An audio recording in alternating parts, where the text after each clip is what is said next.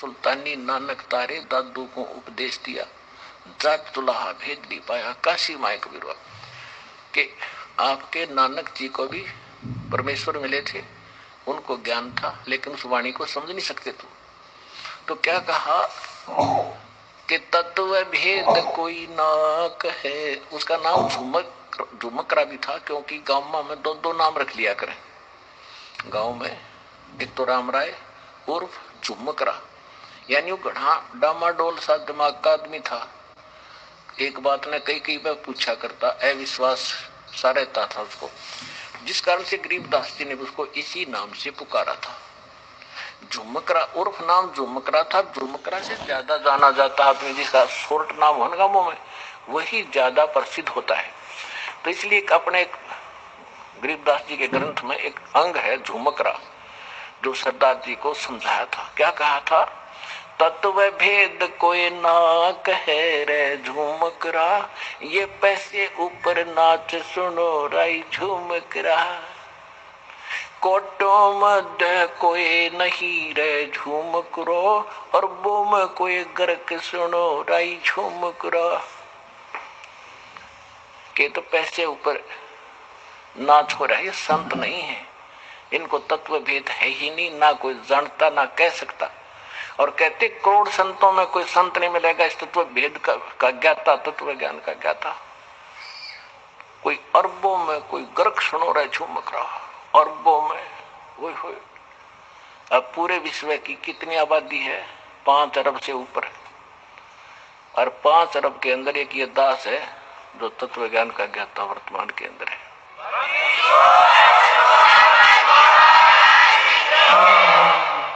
तो गरीबदास जी कहते हैं कोटों मध्य कोई नहीं रे झुमकरा, करोड़ संतों में नहीं पाओगे इस ज्ञान का ज्ञाता।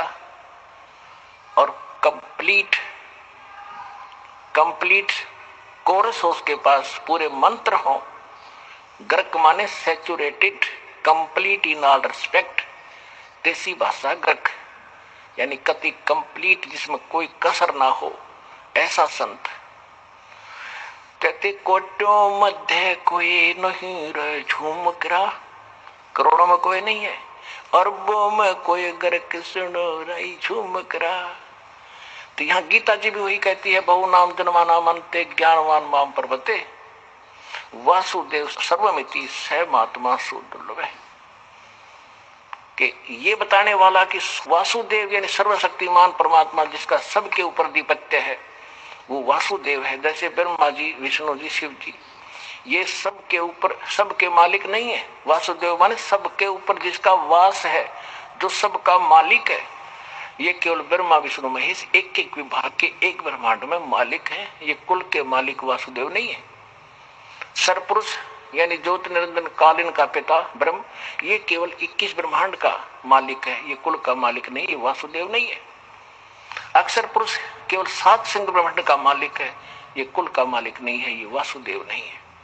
परम अक्षर ब्रह्म ये ओवरऑल कंट्रोल है, सब का मालिक है। ये वास्तव में वासुदेव है, वो कबीर परमात्मा। हम सुल्तानी नानक तारे दादू को उपदेश दिया, जात जुलाहा भेद न पाया, वो काशी महे कबीर हुआ। गरीबदास साहिब जी को परमात्मा ले गए थे सतलोक सचखंड, वापस छोड़ा था। तब उन्होंने बताया नानक साहिब जी को भी परमात्मा लेकर गए थे, उन्होंने वापस छोड़ा। और भी दादू साहिब जी को भी, बहुत से महापुरुषों को जिनके शुभ नाम दास बार बार आपको दोहराता है। तो क्या बताया है कि अनंत कोट ब्रह्मांड का एक रति नहीं भारे, ये सतगुरु पुरुष कबीर हैं कुल के सृजनहार। वो कौन कबीर?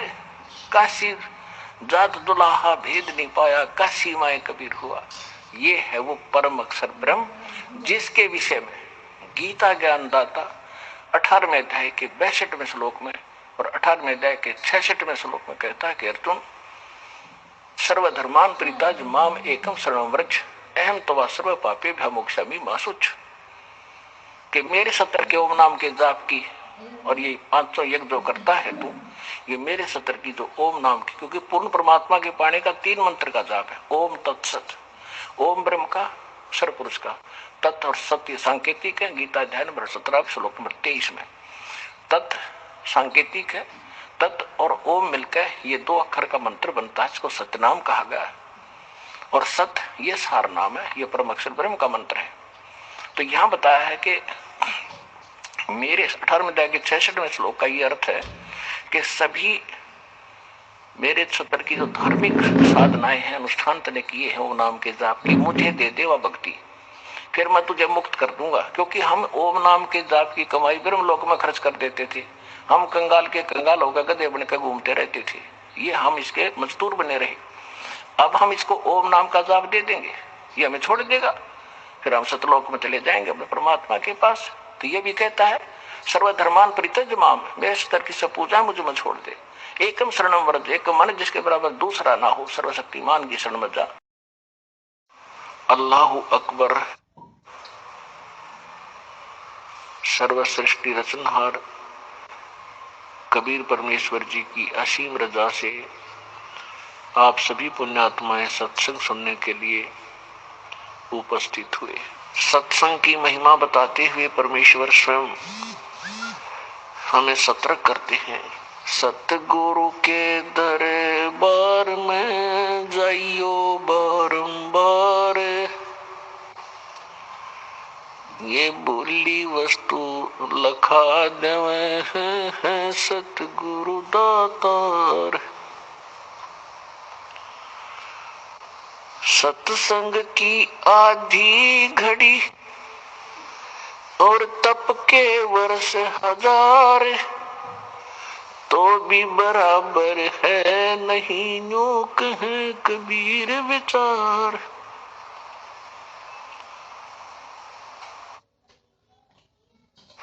संत मिलन को जाइयो दिन में कोई कोई बार, आसोज के में जो ये गणा करे उपकार। सभी पुण्यात्माएं आप सत्संग के अंदर उपस्थित हुए हो, आपके जन्म जन्मांतर के बहुत ही पुण्य कर्म आपके साथ हैं। सकल पदार्थ है जग माही, और कर्महीन नर पावत नाही। आप वो सौभाग्यशाली प्राणी हो जिनको ऐसे समय में मानव शरीर प्राप्त हुआ है जिस समय में मोक्ष होना है इस प्राणी का। ये परमात्मा के द्वारा पूर्व निर्धारित किया हुआ था ये समय, और इस समय जिनको मानव शरीर प्राप्त हुआ है वो बहुत ही पुण्यकर्मी प्राणी है। उनसे भी पुण्यकर्मी वो प्राणी हैं जो सतलोक आश्रम बरवाला जिला हिसार हरियाणा में आकर के इस यथार्थ ज्ञान को सुनते हैं और फिर दीक्षा प्राप्त ले लेते हैं। तो आप यहाँ पर दोनों प्रकार की पुण्यात्माएं उपस्थित हैं। कुछ तो प्रथम बार सत्संग सुनने के लिए भी आते हैं, तो यहाँ आना भी परमात्मा की रजा बिना नहीं हो सकता। भक्ति मुक्ति के दाता सतगुरु ये भटकत प्राण फिरंदा, उस साहिब के हुक्म बिना नहीं तरवर पात हिलंदा। आपके ऊपर मेहर की है दाता ने, आप यहां तक पहुंच गए। आज से आपके शुभ कर्म स्टार्ट हो गए, और जो लगातार आ रहे हैं वो तो अपने शुभ कर्मों की माल गाड़ी भरने लग रहे हैं, जिनकी हमें आवश्यकता युगों युगों से थी, जो हम अभी तक संग्रह नहीं कर सके, ना हमें कोई ऐसा मार्ग मिला। आप वो पुण्यात्मा हैं, परमात्मा आपके लिए भटक रहा है, लेकिन आपने काल की भांग घनी पी रखी है। आप अपने बाप को भी पहचानने में असमर्थ है। कबीर इस संसार को समझाऊं कै बार, कबीर ये माया अटपटी सब गट आन अड़ी, किस किस को समझाऊं या कुएं भांग पड़ी। कबीर इस संसार को समझाऊं कै बार, ये पूछ पकड़ के भेड़ की भाई उतरा चावे पार। परमात्मा कहते हैं कि काल ने अपने 21 ब्रह्मांड के अंदर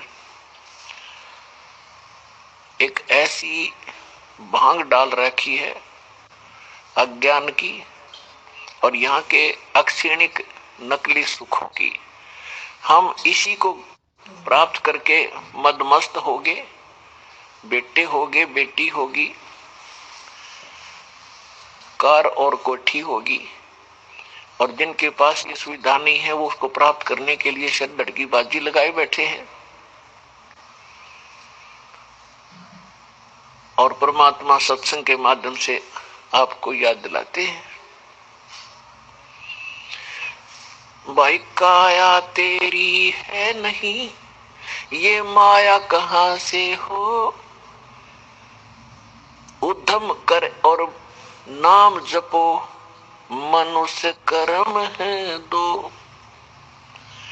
कबीर काया तेरी है नहीं, ये माया कहां से हो, चरण कमल में ध्यान रखो, इन दोनों को खो। ये बोले प्राणी, जब तेरा शरीर अपना नहीं, इसको भी छोड़कर जाएगा और यहाँ कोठी बंगले कार बनाने में अपना जीवन नाश कर रहा है, ये तो बने बनाए यहाँ रह जाएंगे। और जिन बच्चों के लिए तू इतना कुछ पाप भार सिर पर ले रहा है, रिश्वत लेकर, चोरी करके, मिलावट करके, सारा दिन झूठ बोल बोल के, तो बच्चों के भी कर्म बिगाड़ रहा हुआ कि सुखी हो सकते हैं, ऐसे अनर्थ के धन को खा के उनके भी कर्म फोड़ रहा है। तो ये ज्ञान सत्संग से होता है, परमात्मा के विचार बताए जाते हैं। सत्संग उसे कहते हैं जिसमें सत आधार हो, झूठ ना हो। तो आज का जो विषय दास आपको बताना चाहता है कि आप बहुत पुण्यकर्मी प्राणी हैं और उन पुण्यकर्मी प्राणियों में से हो जिनके पीछे भगवान बहुत दिनों से भटक रहे हैं। आप किसी ना किसी जन्म में जब परमेश्वर आते हैं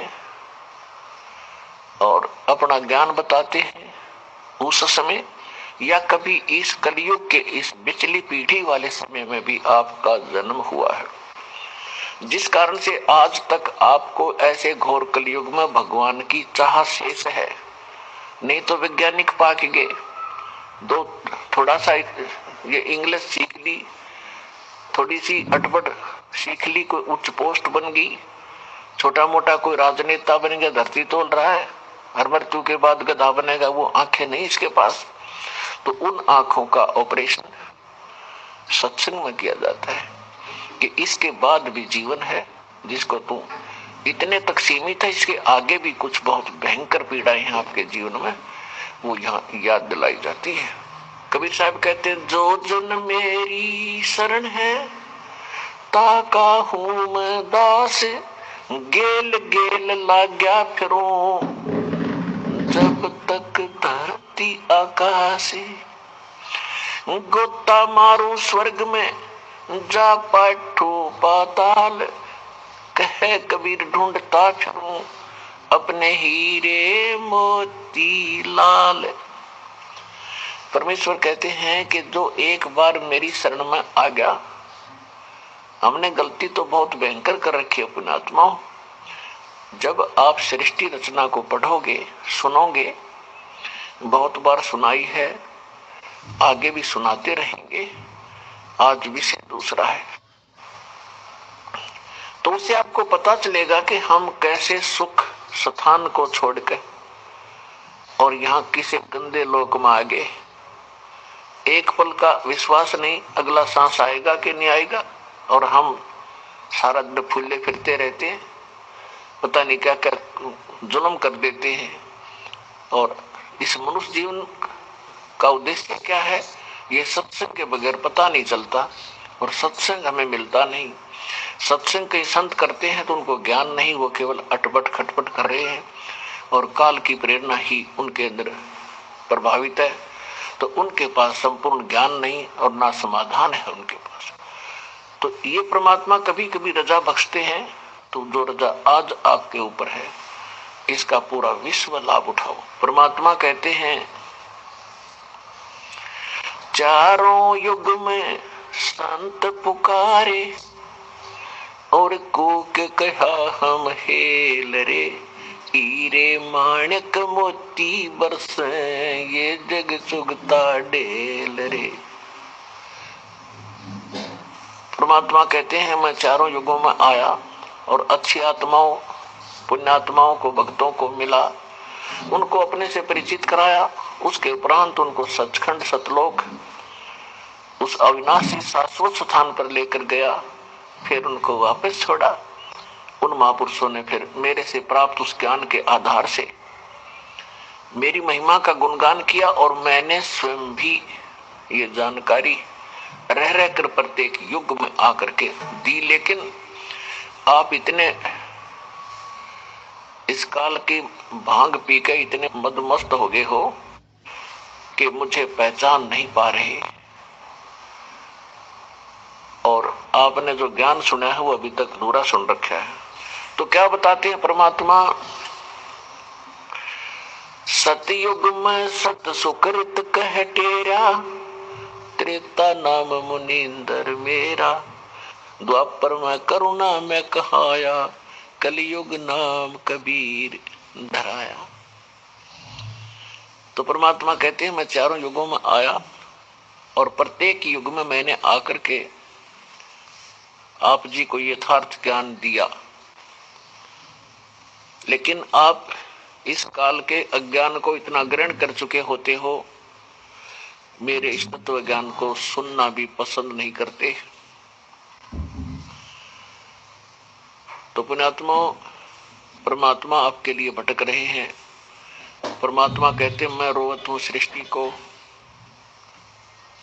ये सृष्टि रोए मोहे, कहे कबीर इस वियोग को समझ नहीं सकता कोई। आप तो सभी परमात्मा के लिए भटक रहे हो। हे परमात्मा हमें सुखी करो, हे परमात्मा हमें सुख दो, हमें ऐसे संकट आया है इसे मुक्त करो। और मैं कह रहा हूं कि मैं परमात्मा हूं, तुम मेरी शरण में आओ, जैसे मैं बताता हूं ऐसे क्रियाएं करो, तुम्हें यहां भी सुख दूंगा और आपका मोक्ष भी करूंगा। लेकिन आप अपने भगवान को नहीं पहचान पा रहे हो और किसी के सामने आप जिक्र करते हो प्रथम बार कि कबीर इज गॉड, कबीर परमात्मा है। वो पूछेगा कौन कबीर? काशी वाला धानक कबीर। तो वो एकदम रिजेक्ट करेगा कि नहीं, ये आप गलत कह रहे हो, ये भगवान हो ही नहीं सकता। तो कैसी भूल पड़ी आप कह, भगवान को तो भगवान मानने को तैयार नहीं, और जो परमात्मा है नहीं उनको हम परमात्मा मान बैठे। श्रीमद् भगवद गीता अध्याय नंबर 15 के श्लोक नंबर 16 और 17 में 3 पुरुष बताए।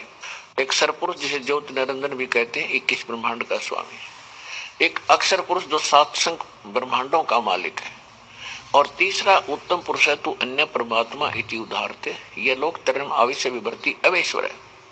हाय हाय, कहते हैं वो श्रेष्ठ परमात्मा इन दोनों से न्यारा और है, जो सर्व का पालन करता है, सबके ऊपर ओवरऑल कंट्रोलर है, और वो है परमात्मा।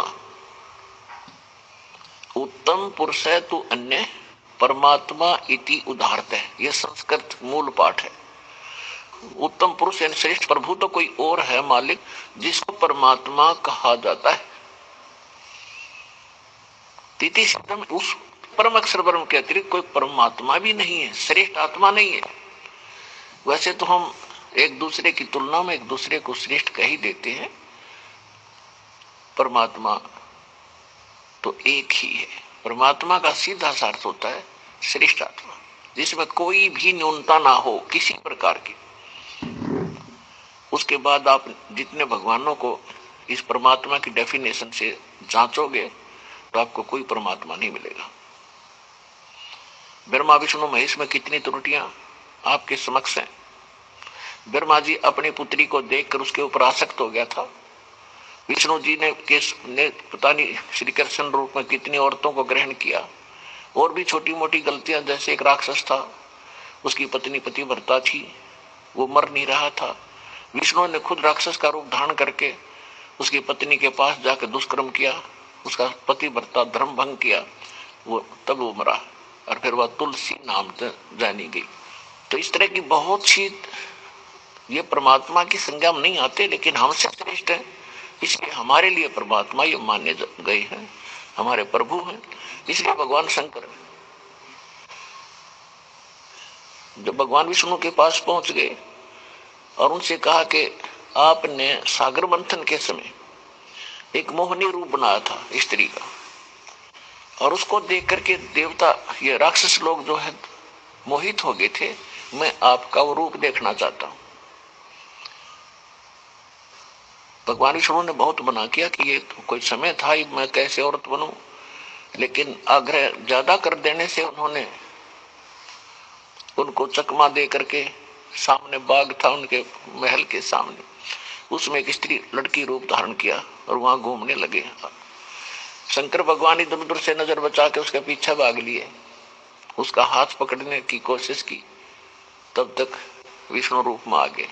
तो कहने का भाव ये है कि परमात्मा की अगर परिभाषा पर हम आएंगे तो ओनली कबीर इज गॉड। वो कबीर है परमात्मा, श्रेष्ठ आत्मा।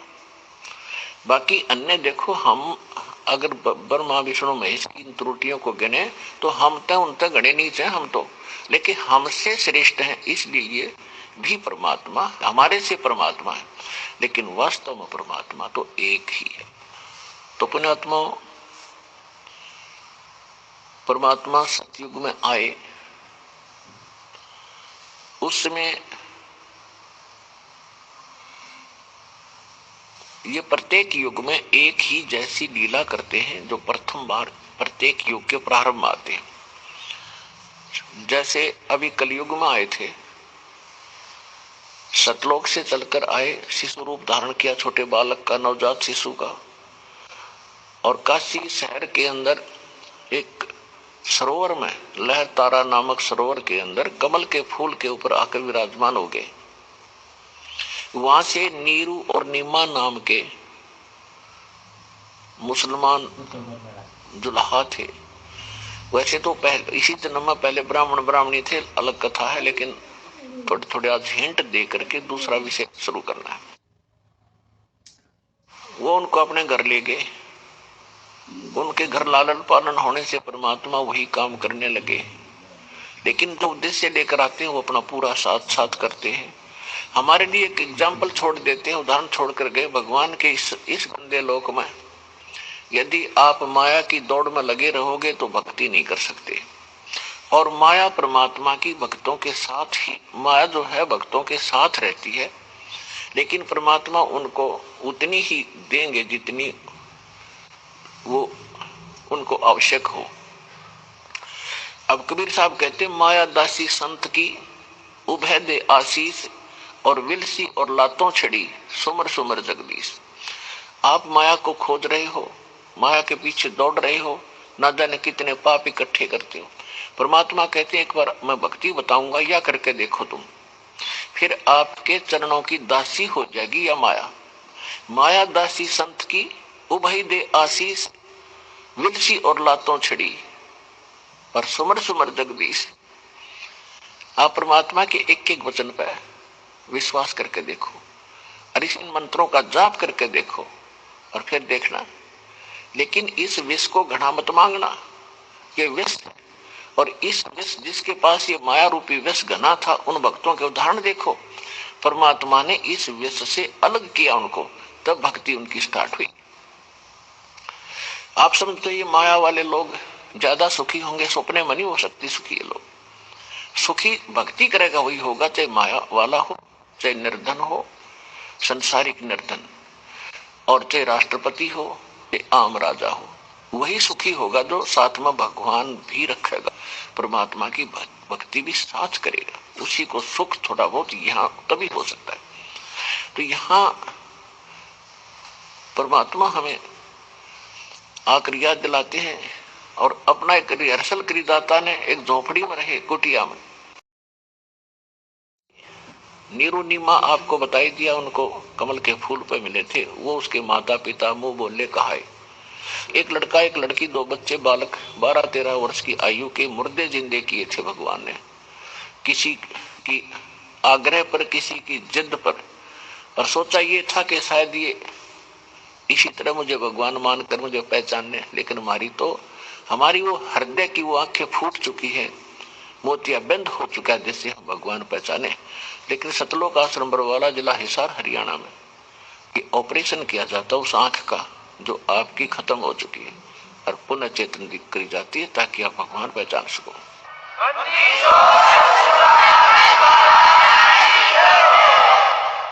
तो परमात्मा हमें ये उदाहरण देकर गए थे कि भाई इस लोक में जैसे मैं रह रहा हूं ना, इतना भी धन है किसी के पास, पर्याप्त समझना। साईं इतना दीजियो जा मैं कुटुंब समावे, हम भी भूखे ना रहे, अतिथि ना भूख जावे। हे परमात्मा, घना धन ना देना दाता, क्योंकि तो जहर है, इसको खाएगा वो मरेगा। और इतना ही देना जिसमें आप परिवार पोषण हो जा, और आया अतिथि टल जा। अतिथि आवे वो भी भूखा ना जा जाता, और हम भी भूखे ना सोए। इससे अधिक मांगने की कति आवश्यकता नहीं। फिर ये भगवान है। जैसे आपके घर कोई बच्चे आ गए, जन्म हो गया बेटा या बेटी का, अब वो बच्चे तो जब बोल भी नहीं सकते, वो चल भी नहीं सकते, अपने हाथ से कोई काम भी नहीं कर सकते, तो उस समय माता पिता को स्वयं चिंता रहती है, अब इसको दूध की आवश्यकता है, अब इसको गर्मी के कपड़ों की आवश्यकता है, इसको सर्दी के कपड़ों की आवश्यकता है। तो अपने आप समय पर उनको खूब वो देता है, देते रहते हैं और उसको सुरक्षित रखते हैं। ऐसे जब हम परमात्मा की शरण में आ गए तो हम उसके बच्चा बेटा बेटी हो गए। अब वो बालक थोड़ा ही है, उसको सब पता है इस बच्चे को किस चीज की आवश्यकता है, इस बेटी को किस चीज की आवश्यकता है, तो आगे रखेगा दरका आपके। अभी तक हम इसके होए नहीं थे, हम तो काल के पाले में बैठे थे, जो दुख दे सकता सुख उसके पास है नहीं। तो अब दया हुई परमात्मा की आपके ऊपर, और बड़े संघर्ष से अब तक इस ज्ञान को आपके भाई बहनों ने और इस दास ने मिलकर पहुंचाया है। ना काल के दूत जगह जगह बाधा कर रहे थे, ऐसे संघर्ष से गुजर कर ऊपर आए हैं। या दया परमात्मा की है, जीव के सत्र का यू काम नहीं है कि उसका ये ज्ञान कल युग में प्रचार हो जाए, उसकी दया से हो रहा है, पूरे विश्व में जाएगा। ये मालिक का वचन है, संसार परमात्मा कबीर जी के गुण गावेगा और मुक्ति पावेगा जो नाम ले लेगा और मर्यादा रखेगा।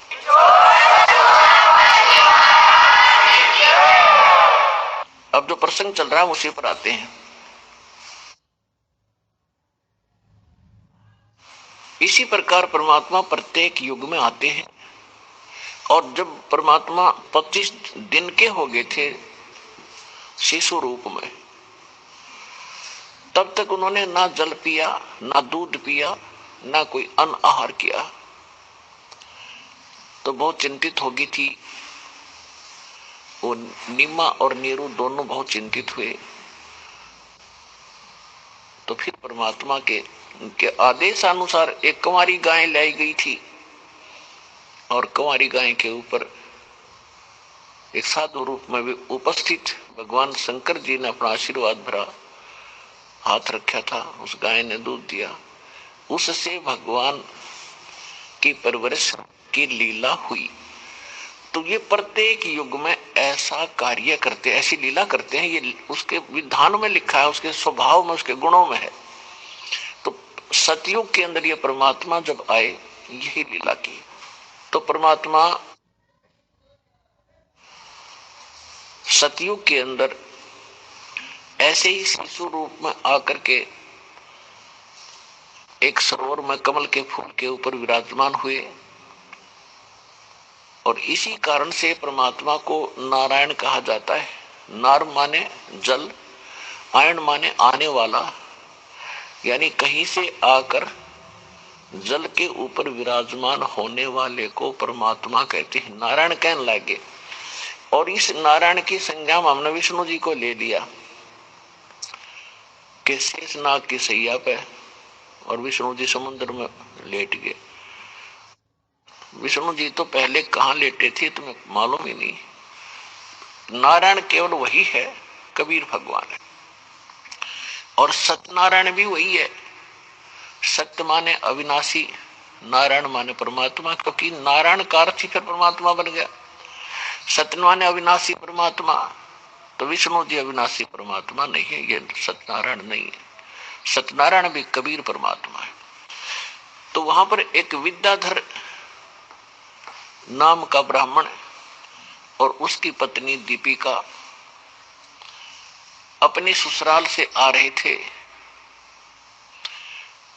और वैसे भी वो भी प्रतिदिन स्नान करने वहीं जाया करते थे, लेकिन उस समय वो अपने ससुराल से आ रहे थे, उनका कोई बालक नहीं था, तो बच्चे को वहां से वो घर ले आए थे। और वहां परमात्मा की परिवर्ष की लीला उसी प्रकार कुंवारी गायों से हुई थी। और परमात्मा जो उद्देश्य लेकर आते हैं बचपन से वो काम शुरू कर देते हैं, प्रचार प्रसार शुरू कर दिया। उनका नाम सत सुकृत रखा गया सतयुग के अंदर। तो उसमें बहुत से ऋषि महर्षियों के साथ उनकी गोष्ठी हुई, लेकिन ये तो नकली थे सारे, इनको ज्ञान था ही नहीं। परमात्मा के साथ विवाद किया और कहा कि वामदेव है ये उल्टा ज्ञान देता है, ये मूर्ख व्यक्ति ऐसी बातें मत मानना। इस तरह फिर परमात्मा त्रेता के अंदर आई। अब देखो पुण्यात्मा कैसी रजा है दाता की, कैसे दयालु हैं ये। पहले हमारे कर्म बनवाते हैं और फिर उनके हाथ पकड़ लेते हैं किसी न किसी प्रकार से। अब जैसे विद्याधर और दीपिका नाम के ब्राह्मण ब्राह्मणी का कर्म बनवा दिया उसके घर जाकर। पुण्यात्मा थे वो, संतान थी नहीं, और बच्चे को पाकर बड़े खुश हुए कि वृद्धावस्था में सेवा करेगा हमारी। बस इतनी ही इच्छा है हमारी कि बुढ़ापे में सेवा कर दे, बेटा इसलिए चाहिए। बेटी को हम क्यों नहीं चाहते, क्योंकि तो पढ़ाई करनी पड़ती है, तो पराया धन होता है, इसलिए बेटा हो कि बुढ़ापे में सेवा करे। और बेटे का रंग मारेगा तो बाप ने सेवा करनी पड़ेगी, फिर सेवा कैसे करेगा। तो कर्म सुधारो, अपने कर्म सुधारो तो बाप भी ठीक जीवेगा, बेटा भी सुख देगा भक्ति के गुणों के आधार से। तो ये हम भूल गए अध्यात्म ज्ञान के अभाव से। तो अगले त्रेता युग में वही जो विद्याधर ब्राह्मण था वो वेद विज ब्राह्मण बना, और उसकी पत्नी जो दीपिका थी वो सूर्या नाम की उसकी पत्नी हुई। इसी प्रकार वही लीला मालिक ने उनके साथ उस समय की। तो मुनिंदर रूप में परमात्मा आए तो बहुत से भक्तों को ज्ञान समझाया। यहां तक कि श्रीलंका के अंदर जब रावण था उस समय परमात्मा वहां गए। एक चंद्र विजय नाम का भाट था जो रावण के घर जाता था, और भाट लोग उस राजाओं की महिमा गाया करते थे, अनाप शनाप उनको खुश करने के लिए। वो उनको थोड़ा बहुत गाने बजाने का दे देते थे, वो उनका निर्वाह होता था। इसी प्रकार उसकी पत्नी जो कर्मवती थी वो भी मंदोदरी रानी के पास जाया करती थी, वो भाटनी, और वो के सुनाया करती थी बकवाद, चुटकुले, हंसी मजाक, गंदी कहानियां, जिससे उसका रिक्रिएशन होता था मंदोदरी का। तो परमात्मा के बच्चे थे वो, कबीर परमेश्वर मुनिंदर नाम से आए थे त्रेता में। तो चंद्र विजय भाट के पूरे परिवार पर 16 सदस्य थे, सब पर रजा हुई थी, उन्होंने नाम लिया। फिर उसके बाद धीरे धीरे परमात्मा की कथा मंदोदरी तक पहुंची, क्योंकि वो भाटनी कर्मवती वहां जाया करती थी। मंदोदरी ने भी परमात्मा मुनिंद्र जी की शरण ली थी, और विभीषण को भी ये छींट लगी थी ज्ञान की मंदोदरी के माध्यम से, तो उसने भी कबीर परमात्मा की शरण ग्रहण की थी। तो ये बहुत से रहस्य थे जो अभी तक आपको प्राप्त नहीं था, क्योंकि आपको तत्व ज्ञान सुनाने वाला कोई मिला नहीं था। इसको तत्व ज्ञान कहते हैं। तो सभी रहस्यों को उसका उजागर करे और वो सत्य कथा बतावे। तो कहते हैं विभीषण को राज मिला, रावण का नाश हुआ। विभीषण को राज्य क्यों मिला? क्योंकि वो परमात्मा की भक्ति करता था, वो राज चाहता नहीं था। लेकिन उस नगरी के अंदर नेक आदमी एक का था, और नेक वही हो सकता जो परमात्मा से डरने वाला हो, जिसको अध्यात्म ज्ञान हो। इस करके विभीषण को जिम्मेवारी दी गई थी। हालांकि विभीषण उसको तैयार नहीं था लेने को, वो ज्ञान से परिचित था। परमात्मा से पूछा अपने गुरुजी से, परमात्मा आए थे, बेटा देखो राजा एक प्रजा का पिता हो और अपने बच्चों की तरह सेवा करिए, तन्न के पाप लगेगा। अन्याय करिए मत, एक मजदूर बनकर रहना इनका, तो पाप क्या लगेगा तेरे को? तुम करते हो बकवाद बैठ कर गद्दी पे, तुम्हारे कर्म फूटते हैं। तो कहने का भाव यह कि जो सत्संग दास आपको सुना रहा है, इससे आपको बहुत सी शिक्षाएं मिलेगी। और तो उसके बाद वही आगे चल के परमात्मा करुणा में नाम से द्वापर युग के अंदर आए। उसमें एक कालू नाम का वाल्मीकि और गोदावरी नाम की उसकी पत्नी निसंतान थे, उनको भी ऐसे ही मिले थे। उन्होंने उनकी परवरिश की, उनको सेवा दी दाता ने। तो इसी प्रकार उनका एक शिष्य हुआ सुदर्शन, वो भी वाल्मीकि था। और एक गंगेश्वर नाम का ब्राह्मण था, उसका पुत्र गणेश था। वो गणेश कर्मी प्राणी था। द्वापर में करुणा में नाम चाहे थे परमात्मा, करुणा में के ज्ञान को सुनकर गणा प्रभावित हुआ और उनका शिष्य हुआ। उसके बाद उस गंगेश्वर ब्राह्मण ने परमात्मा का घना विरोध किया, अपने पुत्र का भी विरोध किया। और वही जो गंगेश्वर नाम का ब्राह्मण था, कलयुग के अंदर वो शेख तकी हुआ। और जो आज आपको कथा सुनाने जा रहा है दास, कि जो जन मेरी शरण है ताका हूं मैं दास, गेल गेल लाग्या फिरूं जब तक धरती आकाश। अब ये रामानंद ब्राह्मण कलयुग में वही विद्याधर वाली आत्मा थी जो सतयुग में परमात्मा जिनको मिले थे। त्रेता युग में भी वही वेदविज ब्राह्मण बने और फिर वो आकर के कलयुग में वही रामानंद ब्राह्मण बने। उनके लिए परमात्मा ने क्या लीला की, उनको गुरु धारण किया, उनकी आंखें खोली, सतलोक दिखाया, उनका कल्याण किया। अब जो कालू और गोदावरी थी, जिसका द्वापर युग में परमात्मा जिनके घर आए थे, ये वाल्मीकि थे। और यही आगे चल के सम्मन और नेकी बने, सम्मन और नेकी। और जो गंगेश्वर ब्राह्मण का जो पुत्र था गणेश, वो उनकी पुत्र के रूप में शिव रूप में आया। अब परमात्मा कहते हैं जो जन मेरी शरण है ताका हूं मैं दास, और गेल गेल लाग्या फिरूं जब तक धरती आकाश। तो पुण्यात्माओं, अब हमारे साथ क्या समस्या रही कि हम विद्वान नहीं थे, ज्ञान नहीं था हमारे को, और परमात्मा को हम परमात्मा नहीं पहचान सके, नहीं मान सके। हमारे अंदर एक ज्ञान ऐसे ढंग का भर रखा है, हम पूजते विष्णु जी को, मूर्ति विष्णु जी की रखते थे और भगवान को निराकार मानते थे। हमारे बुद्धि का सतर नहीं था, अध्यात्म मार्ग में अटपट का ज्ञान था। तो इसी प्रकार परमात्मा जब सम्मन और नेकी को शरण में लिया, उनके लिए कारण बनाया,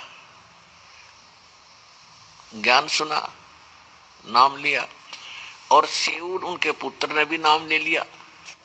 जिसमें शिव 10-11 वर्ष का था, उधर से परमात्मा ने 2 बच्चे जीवित किए थे। कमाल नाम का लड़का, जो घर वालों ने अंतिम संस्कार करके जल प्रवाह कर दिया था, और शेख तकी जो सिकंदर लोधी का धार्मिक गुरु था। आपको बता द्वापर में वो गंगेश्वर ब्राह्मण था। तो उसने अपने पिछले दुश्मनी के आधार से उसके अंदर वो प्रेरणा बनी हुई थी और काल से प्रेरित था। उसने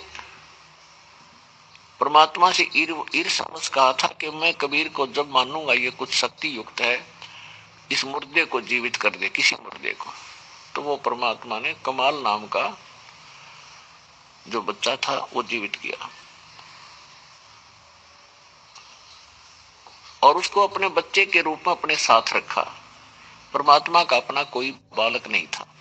इसी प्रकार उस शेख तकी की ही ऐसे जिद के ऊपर उसकी लड़की थी शेख तकी की 10-12 वर्ष की, वो मृत्यु को प्राप्त हो चुकी थी। उसका शेष संस्कार मनुष्य जीवन का नहीं था, उसको कब्र में दबा दिया था। तो परमात्मा से उसने जिद की थी कि मैं जब मानूंगा इसको, ये भगवान है कि इस लड़की को जीवित कर दे। परमात्मा ने वो कई दिन की मरी हुई लड़की को कब्र फुड़वा कर जीवित कर दिया था। लड़की ने अपने पिता के साथ जाने से मना कर दिया कि अब मुझे अपना असली पिता मिल गया, मैं इनके साथ रहूंगी। तो परमात्मा के घर 2 माता पिता थे, 2 ये बालक ऐसे थे, और इस परिवार का पोषण वो करके दिखाया करते थे कि कलयुग में मेरे की तरह मजदूरी करके गुजारा कर लेना, यहाँ ज्यादा बकवाद की आवश्यकता नहीं है, घने धन की आवश्यकता नहीं है। और ठीक आपके संस्कार में आपको प्राप्त है, क्योंकि कलयुग है, इसमें आपको वो सुविधाएं की आवश्यकता है, जरूरत है, जो तो वो भी आपको मिली रहेंगी। लेकिन एक्स्ट्रा अपनी तरफ से घड़ी बकवाद करके इकट्ठे करने की चेष्टा ना करना। मुझसे कोई छुपा नहीं है, परमात्मा कहते हैं मेरे से कोई छुपा नहीं है, आपको किस चीज की आवश्यकता है वो आपको अवश्य दूंगा। पुण्यात्माओं, आप विश्वास करना, ये भगवान है और भगवान क्या नहीं कर सकता। आप छोटे मोटे संतों के चमत्कार बता सुनते थे हम कि गोरखनाथ जी ने एक बार एक छोटी सी पहाड़ी थी, उसको सोना बना दिया। प्रियो, भगवान आपके लिए क्या नहीं कर देगा यदि आप भगवान मानते हो। और ये गोरखनाथ जैसे तो भगवान की भक्ति करके, उसके मजदूरी करके थोड़ा बहुत धन भक्ति का इकट्ठा कर लिया, लोगों को चमत्कार दिखा दिया, आप खाली हो गए। ये तो समर्थ है, इसका कोई अंत नहीं, वार पार नहीं इसकी शक्ति का। आप जिसकी शरण में आ चुके हो तो आपके लिए क्या नहीं कर देगा। लेकिन आपका इतना विश्वास ना बनता, ज्ञान के अभाव से समाज के अंदर रहते हो, ऐसे समाज में रहते हो कि वहां ये बात का जिक्र भी नहीं है, तो यहीं ये बातें बताई जाती हैं। वहां जाके दूसरे लोग मिलते, कहते ऐसे कैसे हो सकता है।